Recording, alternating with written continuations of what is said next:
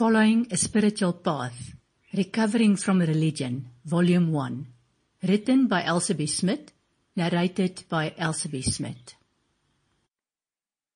This is the introduction for the course Following a Spiritual Path, Recovering from Religion. I'm Elsie Smith from elsiesmith.com. We live in a world where people are either disillusioned with religion or they become fanatics who insist on getting the world to follow their one and only religion.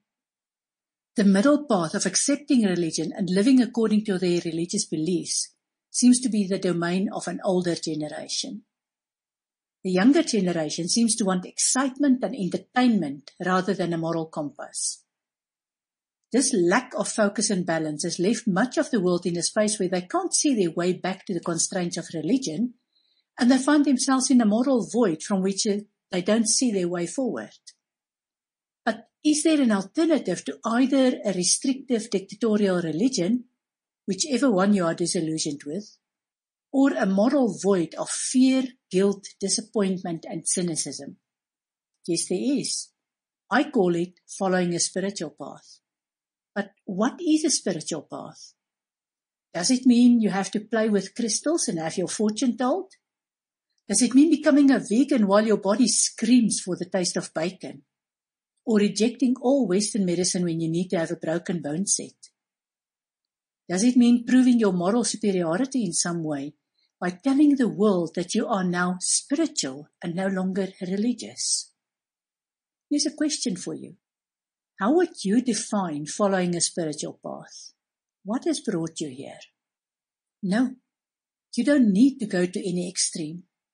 You need to find your own path. And that sounds like a very daunting task. If you've already turned your back on the scriptures of whatever religion you've been exposed to, then where do you find your compass? What do you need to look out for? What do you need to associate with? And what do you need to stay away from? I found myself in this dilemma at the beginning of my personal journey. When I was a young adult, I associated with the version of the Christian church that I grew up in.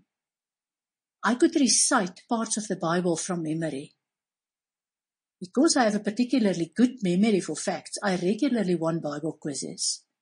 I prayed daily and I had a role in the church, first as a Sunday school teacher and then as a deacon. I was a good Christian in a desperately unhappy marriage. I approached the church minister for help and guidance when I was in a situation that was a daily risk, spiritually, emotionally, mentally, financially. Sample complete. Ready to continue?